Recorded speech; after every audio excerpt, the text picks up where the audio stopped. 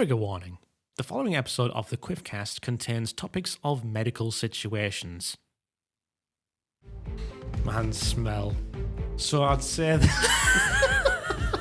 Can't sniff your fingers and then just carry on with conversation.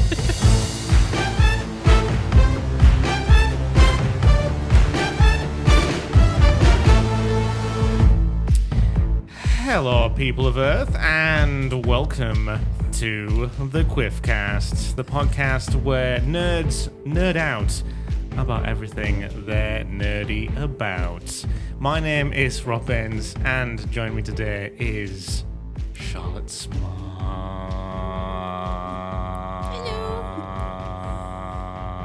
Please don't do that. Sorry. Okay. So, this is the penultimate episode of the QuiffCast, season 5. You got the correct season now. Yeah, I was literally going to say that. I was like, because every single time I've mentioned this season, I've always mentioned it's season 4. The reason behind that is because I think at that point when we started started QuiffCast back up again, Yeah. I was unsure because we only did 5 episodes of season 4. And you didn't know whether you wanted to continue that on or not. Yeah. Okay, fair. Pretty much that. But Yeah. I thought, it's all going to be very, very different. Yeah, it's just going to be recording somewhere entirely different and then bam, studio. And then Video content. Video content. Video content. Lots of fancy microphones. But it's still season 4. It's still season 4. It's just picking up where we left off. So we thought I think it was appropriate to not rebrand it, but like sort of push it into a new era. New That era. was that was that. That was the name of the episode. Yeah. Because there's a lot of new things that's happened over the last We basically couple of years, Yeah. I suppose. We basically summed up what we talked about in episode 1 just in a few minutes there. Anyway, that's fine. Yeah. Didn't need Ryan. It's been no, it didn't need Ryan. Speaking of which, he's in the next episode. So, we're getting the ASMR of drinking your matcha. Yeah, from Starbucks, but other brands are available. Here I am with an unbranded beverage here. Desperately trying to hide the can of said drink to hide the brand, and then me, Starbucks. It's Starbucks time. So it's been a while since we've done a podcast together. Yes, it is. Just both of us. You've been in a few episodes this season. Yeah, I think being annoyed by Charlie, being annoyed by Ryan, generally being annoyed by being whoever sat annoyed. next to you. I was sat next to you at one point as well. Yeah, I'm the side character who's just generally annoyed by said main character. The eye roll character. The character that's there for some sort of comic relief or to be picked on. Yeah, that's generally what the I neutral character, party. the neutral character that brings home what idiots we are. Really, that does make sense. Really. Oh yeah. It's been it has been a while since we've done a podcast together. Lots of things have happened. Definitely. It's been. I don't know where you want to start. I don't know where I want to start either. If we're to be honest, doing like a general chronological from when. Because I suppose I think the last. I think what's difficult to get across is this season. I mean, I mentioned it in a previous podcast a little bit, but this season of the QuiffCast, so much has happened during the production of this one season, and the hopes is just to sort of break the magic here a little bit. This is the final episode we are filming for season 5 of the QuiffCast, and we're starting work on season 6. Next week. Yeah. So it's like season 5 is broken up into lots of different parts of the last 2 years. Has it been 2 years or has it been 3? It's been 2, hasn't it? It's been 2. Well, yes. No, it's been 2 years. Yeah. 2023, we filmed the first 2 episodes of the QuiffCast. But in the other studio. 3 episodes of the QuiffCast in studio, and that's what we sort of found. It's not enough space to do hence what we're doing. Studio 2. Studio 2, yeah. Yeah. But and then we got Studio 2 not too long after that. Yeah. Yeah, because like in the first episode that we were in, we were talking about obviously Ryan getting his house, and we'd said that we've got our house and you've got the studio and everything like that. So I think if we start chronologically from then. Yeah. Nothing happened to me at that point. No, you were fresh. I was fresh. Untouched. Clean. Literally untouched. And now you're like the bionic man. Yeah. so much that's happened in the last 2 years. Well, it's literally been. I know we started saying this is nerding out about stuff, but this is like a bit of a. I suppose it's a reality check, probably. You're nerding because you find this stuff interesting. I find it terrifying. Yes. For background, I am an advanced nurse practitioner. That's my background. There you go. Now you know what we're kind of leading into, what's happened in the last 2 years. Because, first of all, I don't know how much you want to discuss on this, but I'll let you lead on that. I don't know what point in the year it was. I think mid-year, wasn't it? It was mid-year. roundabout. It wasn't as early as the second instant, but... It was roundabout mid-year. Mid-year, yeah. Yeah. Mid-year, It's always mid-year, hence why I don't want anything to happen this mid-year, but we'll get to that. We'll get to that as well. Mid-year 2023, I basically noticed something about myself that was not very good from a man's perspective. I suppose from anyone's perspective, really. Yeah. But I don't know if I want to go too TMI with it. This is why I wanted you to lead on it. Yeah. So basically, when I went to the toilet, I realised when I was doing a number one, things were different. You might as well just say. I was pissing blood. Yeah. There you go. A little warning for you there. Yeah, we'll put like a little trigger warning on this one, I think. Yeah. That happened. And basically, long story short, yes, it went back and forth. I was back and forth between home and the hospital A&E, with various bits of pain. We went a few times, didn't we? And you were treated for infections. Yeah, I was treated for infections and stuff. But it boiled down to the fact that I had kidney stones. One rather big one that I think was the trigger of a very massive pain attack. Yes. To the point where I think I was cat sitting at that point. Yeah, your mum and dad. I was cat sitting from mum and dad. You very, very just randomly after a shower. I was chilling with my three sisters, Roxy, Lulu and Pepper. Cats, just to clarify. And suddenly started getting pains. Thought, this is a little bit of just an ache. Yeah. But it just gradually got more and more worse to the point where I was immobile from pain. And you rang me and I rushed home from work. Yeah. And took you to A&E. Yeah. At which point they went, we'll send you for a scan. Yeah. You've got kidney stones. You need to have an operation. Yeah. Off we bombed down to the hospital because it was a terrified, different hospital. Terrified because I wasn't. And your mum and dad were away. Mum and dad were away. Yeah. I was terrified because I just, one of my fears, I think a few fears were sort of checked off the list. Oh yeah. In those few weeks. Didn't like hospitals. I've had a fear of being operated on. Mm-hmm. And fear is something happening to my manhood. Yeah, which I can guess isn't pleasant. It's not very dignified. Yes, no. That's the correct term. That's the correct term. No, I don't think I've used that word in the right context before, and I've used it whilst talking about my manhood. It's you lose all dignity when something happens like that. So it's the way that you are supported with that helps you kind of try and maintain that dignity, but it's scary. Oh yeah. It's scary. It's so scary. I mean, I think that was worse for that operation. Yeah. I think it was the recovery that was worse than the actual. I've never seen you in so much pain. No. Like it's comparable. It's from what people say. I obviously don't know how you could sort of take this. Because obviously, will never be able to experience this level of pain. But some people say it's comparable to childbirth. Yeah, the amount of pain going through what I went through. More so after I had the operation, and because I had to. You had a stent inserted, which obviously was to help relieve the kidney stones and help you pass them naturally. Yeah. Because there was some that obviously they couldn't break down. Mm-hmm. But obviously taking out a kidney stone, it's not a smooth stone. So the removal causes a lot of trauma, which obviously you experienced afterwards, and a hell of a lot of pain. Yeah. Yeah, no, seeing you in that much pain was awful, and I can't imagine how you felt. What I sort of described to people is it felt like someone was punching me full force. Mm-hmm. The fist just kept on going through my body. Yeah. That's sort of what it felt like. Some say it's more painful than being stabbed. Yeah. Yeah. That's sort of where it is, because I did a bit of research after the fact. Mm-hmm. And yeah, on these videos, I love these videos with the scales and stuff like that, sort of seeing. Yeah. And Yeah. it was interesting seeing that. So in conclusion, well, not in conclusion, I won't get to that bit yet.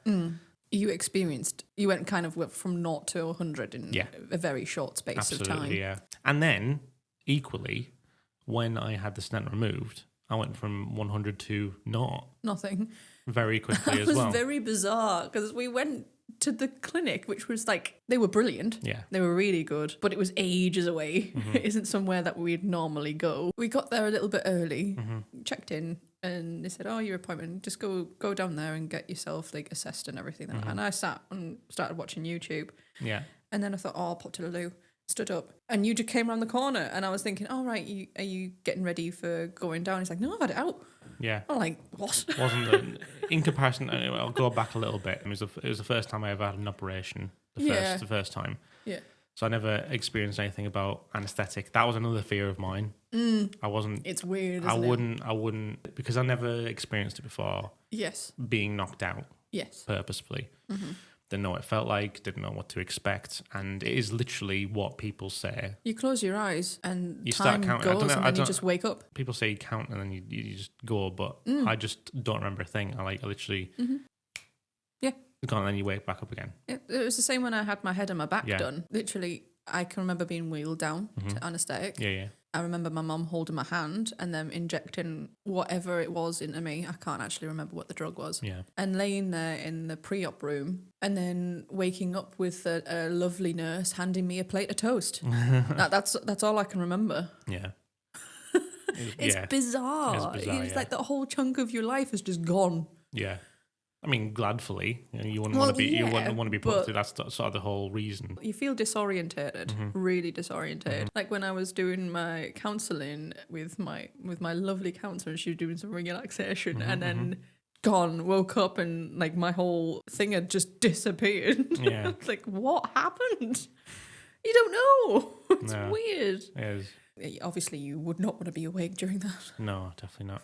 But that was my first surgery ever, Yes. and I mean, thankfully it wasn't like there's no scars from that sort of No. operation. You do get some niggles and things Yeah. now and again, but that's when you know that you need to hydrate It's sort properly. of trigger. Yeah, it's sort of a trigger to say, yeah, just forewarning, you need to Yeah. change up a little bit. I think I've cut down massively from what I used to drink. Oh yeah, you don't drink like Diet Coke because you were drinking like a few cans of Diet Coke a day. That was literally my life basically, because I don't drink hot drinks, No. so that was my go-to drink. Yeah.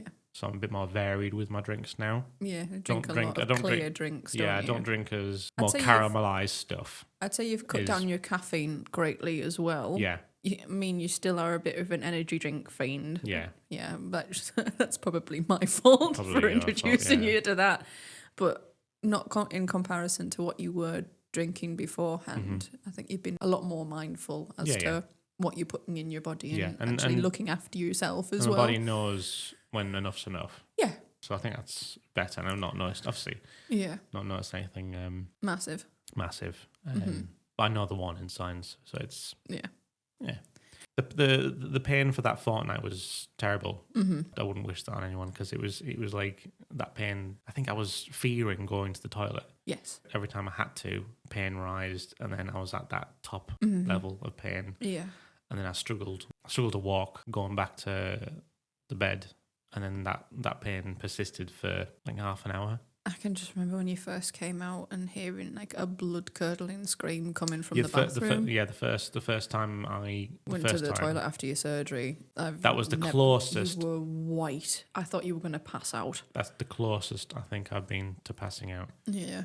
I was screaming with pain, and yeah, I was screaming so much that I could see passing out. Yeah. Sort of as Yeah, a thing. yeah. It was like my whole body just felt like it's just Shutting down. shutting down. Yeah. Yeah, no, I was close to putting you on the floor and sticking your legs above your head. No, it was terrifying. It was terrifying. And then, yeah, after a couple of weeks of constant pain, well, I wouldn't say constant pain, but like it's unavoidable, Yeah. frequent pain. We went through to that place, as you said.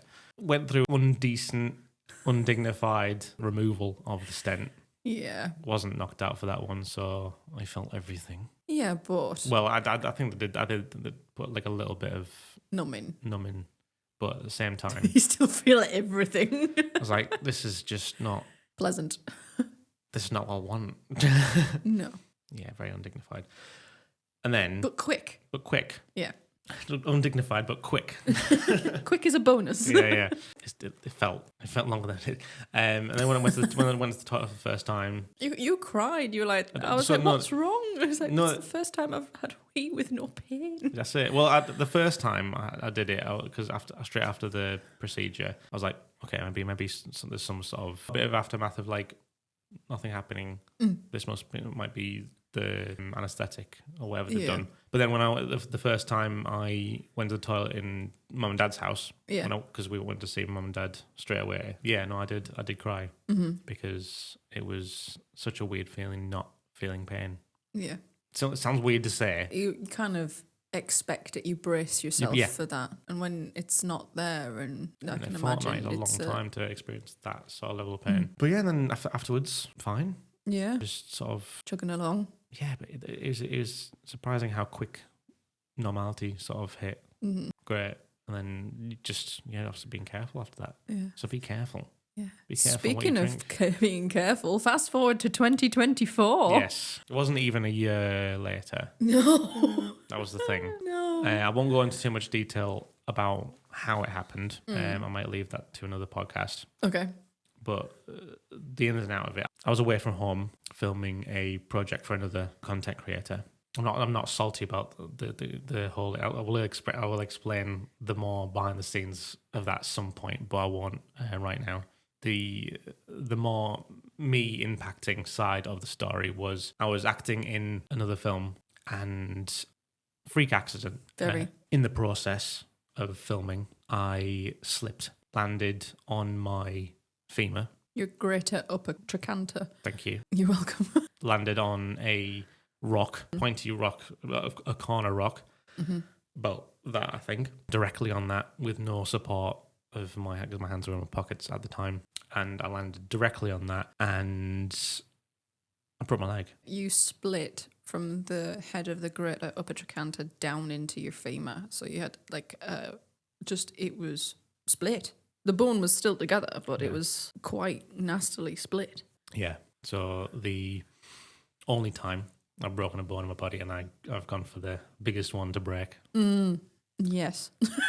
It was interesting. That's one way of putting it. It was interesting because it just felt, when I initially did it, it just felt like my whole, when you sleep on your arm and your arm goes to sleep and you wake up, you're Yeah. It's like that. Yeah. More extreme than that. That happened to my leg. I didn't think anything of it. My leg going into shock, I suppose. I think there was an element of shock. Also, your body just compensates. So, kind of processing what's just happened, and then it'll tell you something's wrong. Yeah. So I broke my leg. I was away from home as well, which is the worst part, I think, of this. Not like half an hour away. It was a few hours away. You were in the Midlands. I was in the Midlands. My hands smell. So I'd say that's something you just say and then just continue with the same. My hands smell. My hands. Well, I was putting the. Can't sniff your fingers and then just carry on with No, conversation. I was putting fragrance. Oh right, okay. I was putting fragrance into these. Into these things. I just caught a whiff. At least it was something nice. It smelled of. Yeah. But anyway, yeah, I'd say it was a bit of a difficulty for you and my mother in terms of visiting me. It wasn't like a normal sort of situation where you just pop out and go and visiting hours sort of thing. To get special permission off work to come and see you when we were hotel hopping that week. Yes. It wasn't convenient. My break wasn't convenient for the majority of people. Yeah, but again, it was such a freak accident. Yeah. It's not something that could have been helped. Yeah. And where you were, it obviously, wherever you broke your leg, we would have still come to. Yeah.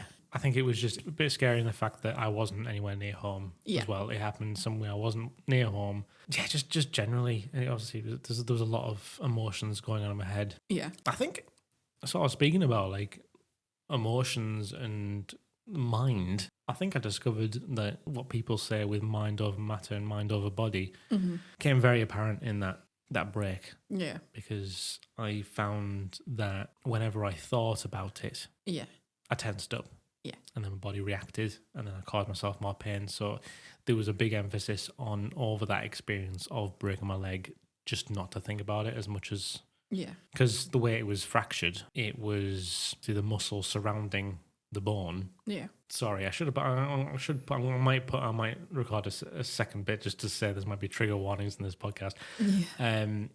I tensed. And that pushed the bones together, caused them a scrape on like nails on a chalkboard. Yeah, and I don't think I'd realised I'd broken it. Yeah. Because I was sort of going back to what I said about it just feeling like it went to sleep. That was just my body reacting and just doing an automatic shutdown to protect myself, protect itself. It wasn't until I had to go to the hospital and I had to be physically carried that I sort of felt sorry about this.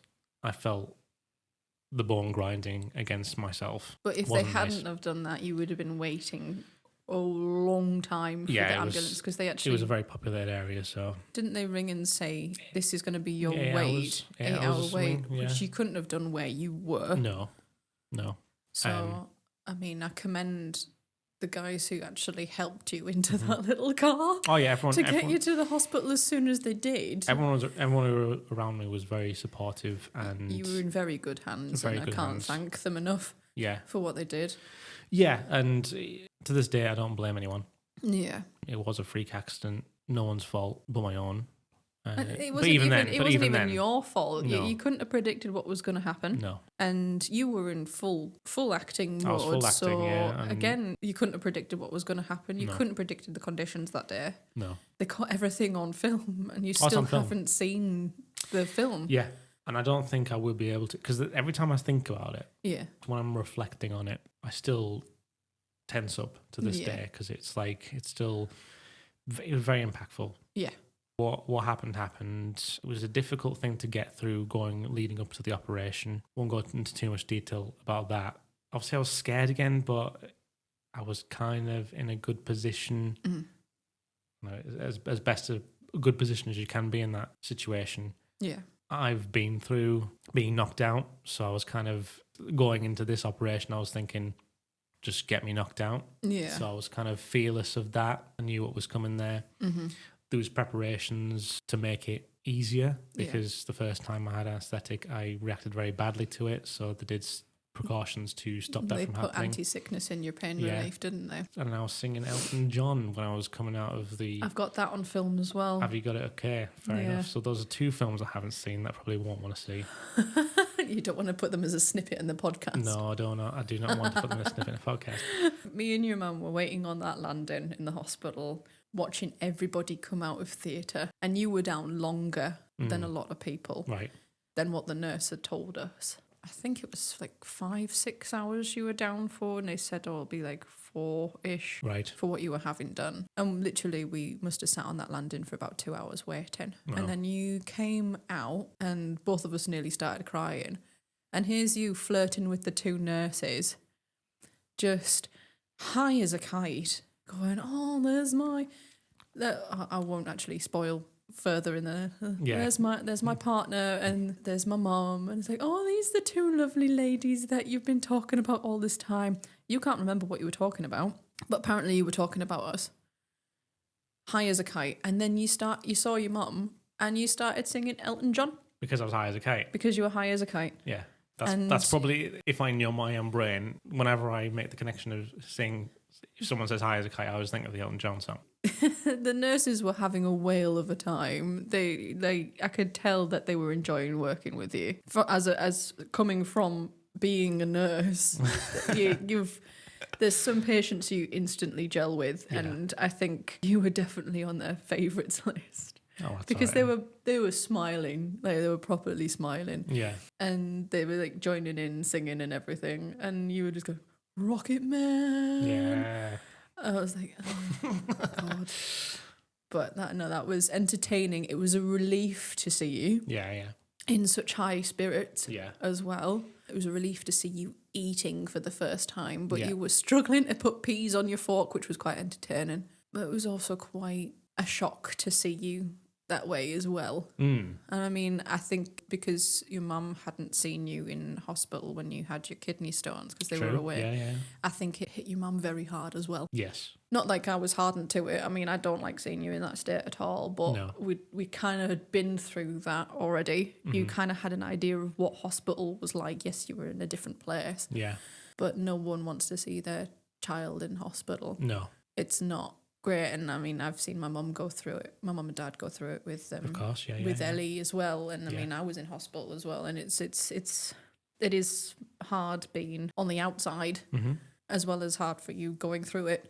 Yeah, no, it impacts everyone in different ways, I think. Yeah, because it's that obviously, like saying it's easy just being knocked out and just waking up and stuff, but we're still waiting passes. on the outside. Yeah. We went for a walk in a small wood near the hospital. Oh, did you? Yeah, I've got some photographs. It was actually really pretty. Yeah.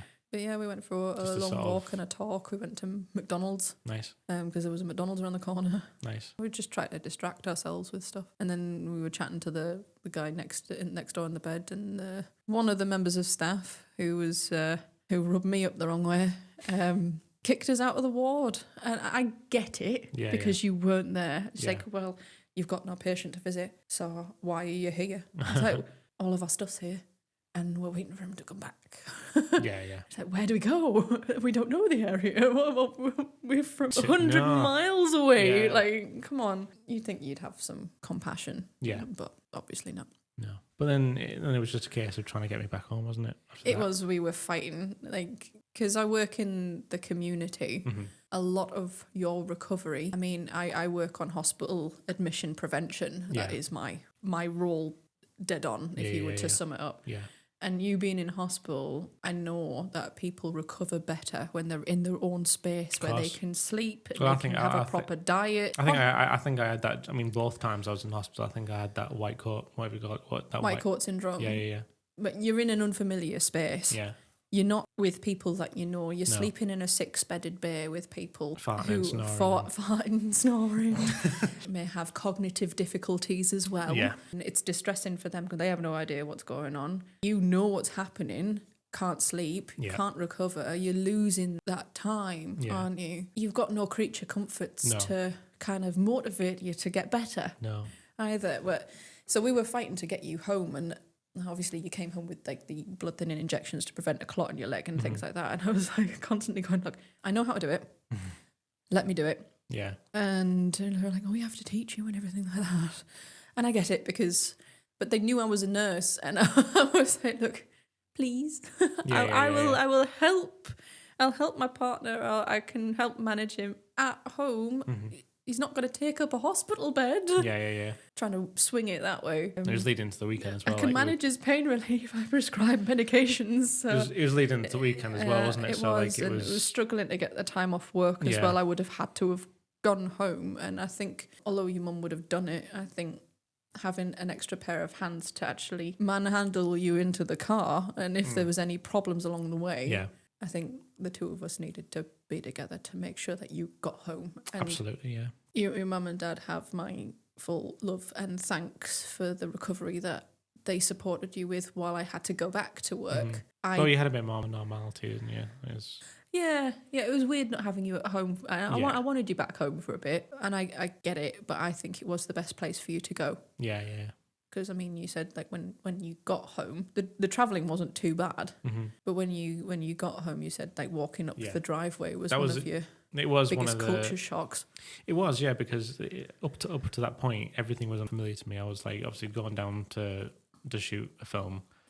I had the accident, and then it was only when I hit home that it hit home. Walking up, we have like my mum and dad's. We have like a drive upwards, which is not like a steep incline. Yeah, but it was enough for me to really think this is difficult for me, and this is like this is the most normal thing. This is the most normal thing in the world, and getting over the front step. Yeah, that was a job. It was, yeah. I think that took 3 of us to get you over that front step. Yeah, I didn't mention this. I have a metal rod in my femur life now. You've got a metal rod, it's screwed in, you've got a screw in your hip. Yeah. So you are a bionic man. Wolverine. Except it's in your leg.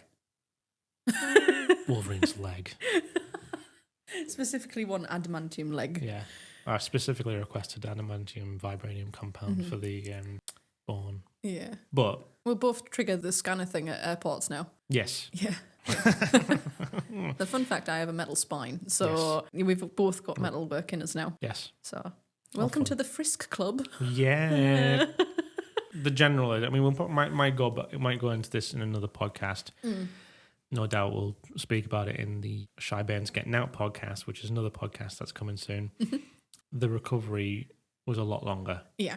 Fortnight recovery for my previous operation, and it was all done. I am still recovering to this day. Yeah. I feel like I'm at a good point now. They were expecting 12 to 18 months for full recovery, weren't they? Yeah, and I think you've kind of blown them out of the water with how speedy and focused you were recovering. Yeah, I'm healing fast, naturally. Yeah. But I'm also with all the physiotherapy. Physiotherapy was amazing, like at the hospital. They were brilliant. Tracy was dealing with my first steps into physiotherapy when I went to Darlington was just amazing because it was difficult emotionally as well as physically. It was just, I never thought that's the only time I was enjoying going to the hospital. Yeah. Because I was going to physiotherapy and, she was so bubbly and she was so supportive and... She was dead relatable and she was easy to talk to as well. So, she was absolutely amazing and helped me through a very difficult sort of part of the recovery process. Yeah. And now we're going to the gym quite often. Yeah, they referred regularly. us through I went for emotional support. It took breaking your leg to come to the gym with me. Now we kind of just spur each other on, and now I think we're just going for fun. We're doing it for ourselves now. We're doing it for ourselves. It's nice. There was a certain point in my recovery where it was, I knew I was looking forward to it. Yeah. Going to the gym, hitting the point where I'm not doing it for my leg anymore. I'm doing it for myself. Yeah. And I think I'm at that point. Yeah. There's occasions, I'm at the point in my recovery where I still feel it. The aches are still there on occasion, but I know there's a little bit to go yet. Yeah. At this point of recording, we're probably 2 months out from the full 12 months. Yeah. There is still that bit of time to go, but... You've jogged, you can jump. Literally like the other week, yeah. Yeah. Honestly... I've not done it for a while. Yeah, looking at where you were and where you are now, you can't tell that you had that massive break. No. Unless you look at the scars. You just rob it. And I mean, how many people are you going to pull your trousers down for to show the scars? No. But yeah, and I think the gym's been a very good place for us both. Yes. Mentally as well, definitely mentally. I mean, there's always times where we need it. There's been points where one of us hasn't fancied it. But no, both of us. More so. No, both of us. But there's any excuse. We're not going to the gym today. We want to get fish and chips. It's like one of my friends said. If you rely on being motivated to go to the gym, then you're never going to go. No, you got to sort of stick to. We're going 2 or 3 times a week. If we haven't done it, then fight through it. But generally, sometimes I think you can say sometimes you've not felt like it, but then felt better after doing it. Just add into the things that we've gone through over the last few years. Yeah. I haven't been in a great space in the past few years. So I had a bit of a mental breakdown last year, just with a lot of factors and everything like that. Got to a point where I couldn't go to work. I couldn't go outside. Yeah. No medication, which has helped a lot. But I mean, the gym was like a safe space for me. Yeah, yeah. So, I mean, it was helping with your recovery, but it was helping with my recovery as well. Absolutely, yeah. Because I was kind of afraid of other people. And I that kind of fear kind of goes away when you're trying to focus on yourself. That's what the gym's for, really. I mean, I know it's a very much, you are with lots of different people. Yeah. Feel like you're being judged, but you're there for yourself and you just got to focus on that. I think that's probably what puts most people, arguably probably put me off a little bit about going to the gym. Yeah, I mean, sometimes it's full of kids. But you're going to get that. It kind of teaches you in a way that not everyone is focusing on you. That no one's focusing on. No one's focusing on you. Everyone's there for themselves. Yeah. And It's a very you need selfish space. It is a selfish space, but it also teaches you to take care of yourself as well. And I think a lot of people forget that. I mean, sometimes you get too comfortable. Yes. It takes like a bit of a culture shock to make you realise that you need to focus on the important things. You need to look after yourself first before you focus on others. Because if you don't look after yourself, how can you look after other people? More so for you, yeah. Well, it's for you as well. I mean, like I said, if you hadn't have broken your leg, you wouldn't have started going to the gym. You would have continued the kidney stones. You wouldn't have stopped drinking Diet Coke. It's like little things, but little things that have made you the person that you are today, made you focus on your health a lot more. Yeah.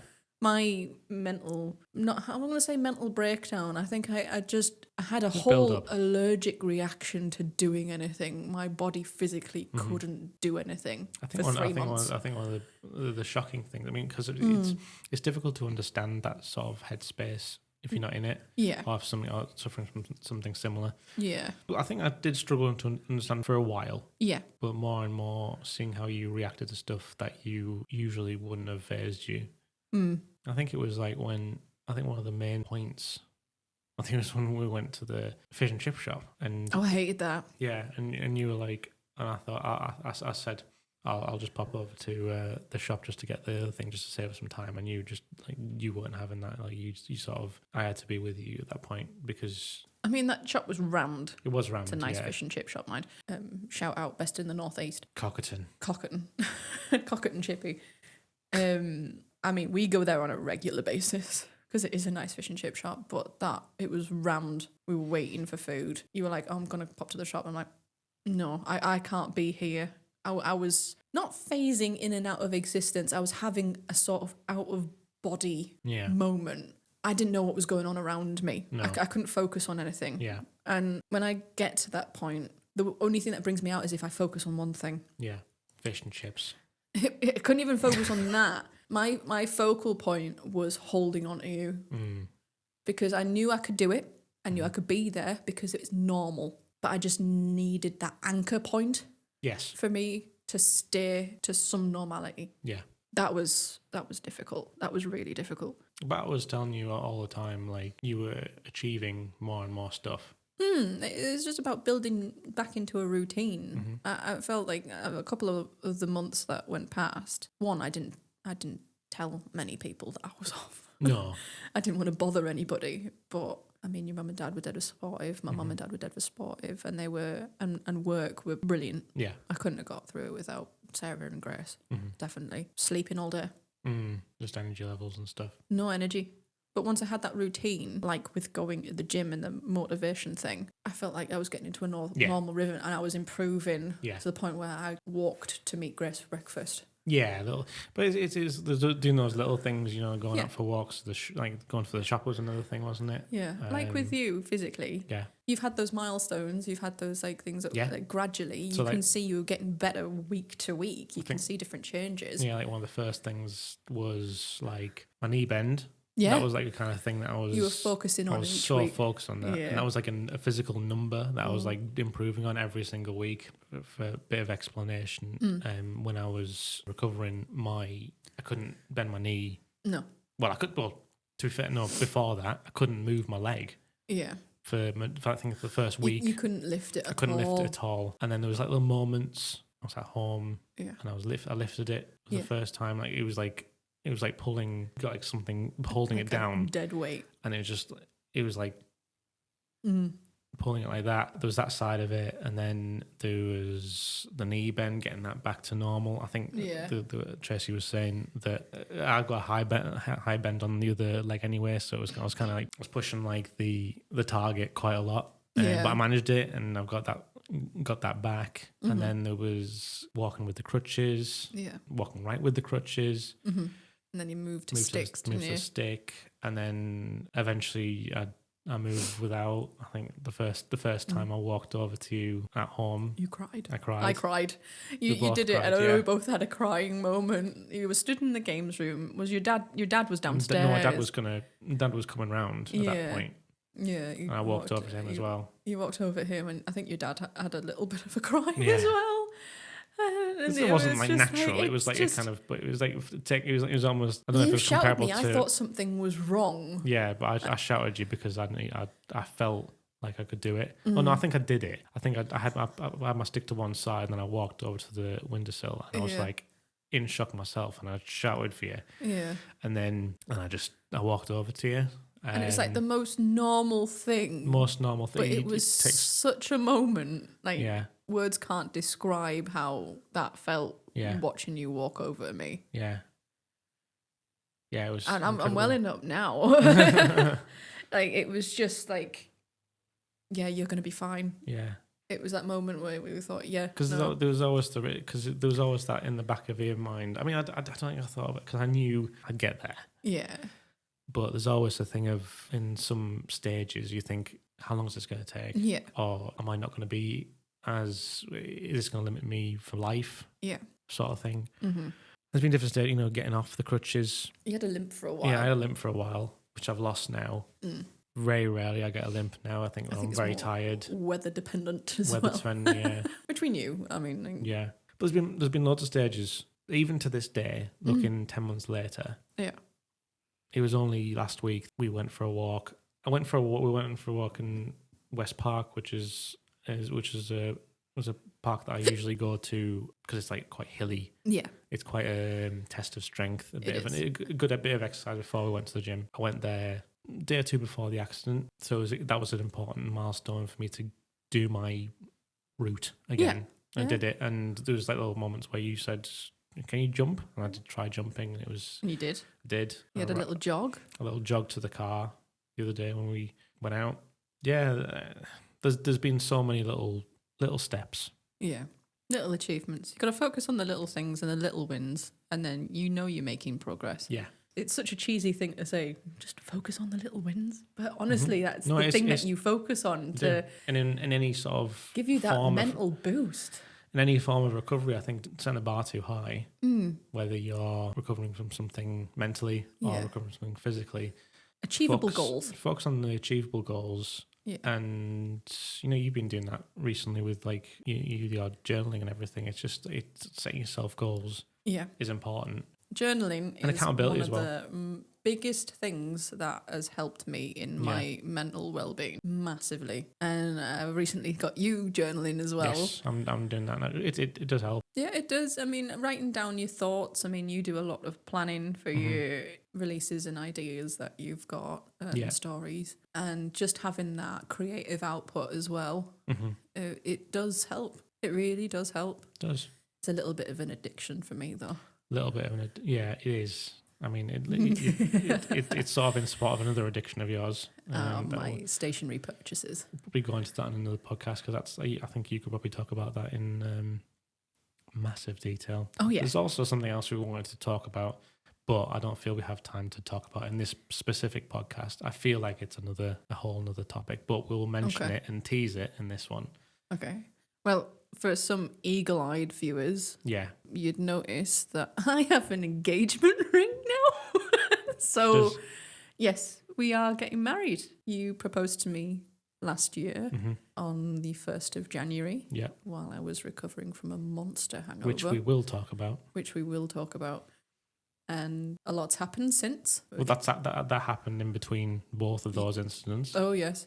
I think we definitely have grown together more as a couple over the last year. Yeah. No, we're getting married in June, which is not long from now. No. And probably will be married when this comes out. No. No. Okay, I was getting ahead of myself there. But just ending on one big positive. One big positive and something we will talk about in season 6 of the QuiffCast. We'll make that an episode because there's a lot to talk about that. Yeah. We might even have more to talk about in regards to wedding hen do's, hen do's. stag do's. I am super nervous. Yeah. As a sort of setting stone for that, you're super nervous. I think both of us have sort of said to our best man's brides of what was it? Maid of honor. Maid of honor, yeah. Maid of honor, best man who wants some things to be kept secret. So Yeah. there's kind of a I know where I'm back going. of I our know head. who's going. Yeah. But I know I'm getting on the train. That's it. I don't even know where I'm going. No, that's true. The either control, of them. the control freak in me Yeah. is having a minor meltdown. I'm excited for the surprise element because it's difficult for me to surprise. But we'll, in the next time you see both of us in the podcast, we'll be able to talk about it. Yeah, maybe share some little bit. embarrassing photos or something. Yeah. I'll be able to talk about at least one of my stag do's, which, again, we'll explain next time you see us. Mm-hmm. But yeah, no, there's a lot to talk about. Yeah, no, I think this has been quite a heavy. It's been a very episode. heavy podcast. So I apologise if it's not as in the same sort of thing, but I think it's been very upbeat manner. But it's nice to actually important. talk about it. It's definitely and it's. I hope listening to this actually helps someone who's going through something similar to what we've gone, or if they're going through something, knowing that can get through it. Yeah. Focus on the little wins. So if you've broken your leg or if you've got kidney stones, you're going to be all right. Yeah, or if you have a major mental breakdown, you can get through it. You can. Just focus on yourself and know that there are people around you that will love and support you, and you can get through it. Yes. Surround yourself with supportive people. Yes, definitely. If you put your mind to it, you can accomplish anything. Is it bad that I feel physically sick? No. Anyway, thank you very much for watching this QuiffCast. We'll be back next season. There's one more episode left. It's the penultimate episode. There's going to be it's a very different episode next episode. You're going to enjoy it. Oh my throat is a weird thing. You're going to enjoy it. Oh, well, I've just poked my glasses. I've got smudged there now. Oh dear. Gotten through a season and we're back for season 6. A very interesting start. Yeah, we'll be back season 6 to talk more about leading up to the wedding. Yeah. We can do like wedding planning, hen do's, stag do's. Yeah. Be nerdy about wedding stuff. Oh yeah. And a journaling podcast. That could be a separate one. Yeah, but you promised me it now. Oh yes, I promised. I could bring some pens. Yeah, but you'd have to physically show these. I can do that. Yeah, okay. You have to audio describe it though as well for people who are listening to the podcast. I can do audio description. Okie doke. Thank you very much, Charlotte. It's been a really good podcast. You're welcome. Very serious podcast, but very important podcast. That was too soon. No, that was too soon. I'm going to go back. That was the short version of the QuiffCast theme. That I shouldn't have used in there. Used. Try that again. Thank you, babe. It's okay. We'll be back soon for season 6. After the fuck it. I'm not going to do that again. That's a shit outro. Can I try it again? One more time. Pardon me while I clean my glasses. You can't just clean your glasses. I'm blind. All right. There's continuity here. If I do just like all these cuts are either going to be in or just I'm going to remove them fully. Eagle-eyed viewers would notice there is a continuity error in this. Shh. Post it in the comments. If you've noticed, yeah. No.